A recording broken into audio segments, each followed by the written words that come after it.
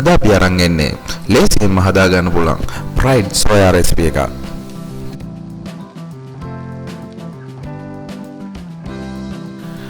මුලින්ම අපි මේ විදිහට සෝයා අරගෙන ඒකට එකතු කරනවා ලුණු ස්වල්පයක්. ඊට පස්සේ අපි මේකට එකතු කරනවා උණු වතුර.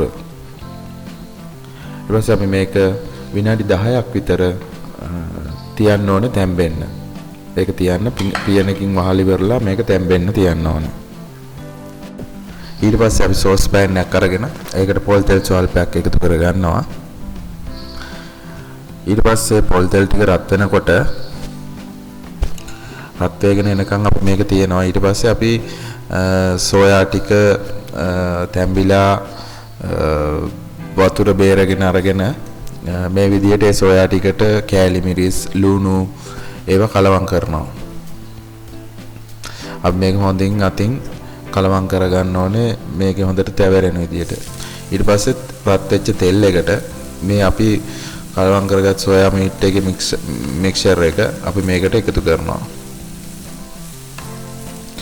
ඊට පස්සේ මේක ටිකක් මේ විදිහට ෆ්‍රයි වෙනකම් අපි මේක හැඳිරි ගන්නවා.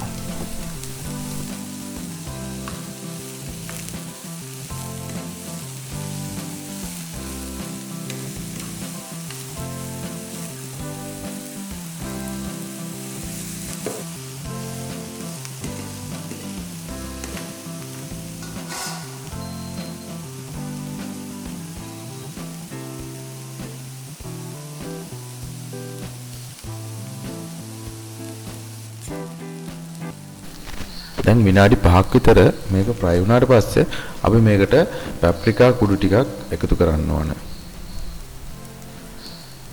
මේක ඕගොල්ලන්ට සැර අවශ්‍ය ප්‍රමාණයට එකතු කරගන්න පුළුවන්.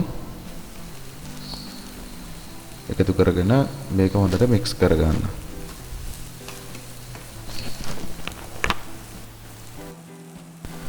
දැන් මේකට කපාගත්ත ලුණු එකතු කරන්න පුළුවන්.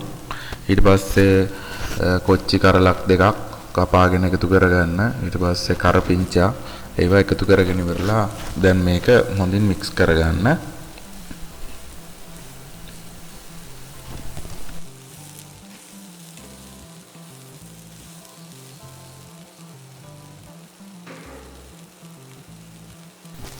ඊට පස්සේ අපිට පුළුවන් මේකට සෝයා සෝස් ස්වල්පයක් එකතු කරන්න.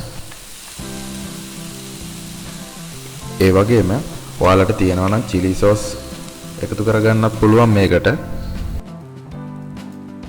ඉතින් ඔයාලත් මේ විදිහට සෝයා මීට් එක හදලා කොහොමද රසයිද කියලා අපේ වීඩියෝ එක පහලින් කමෙන්ට් කරන්න.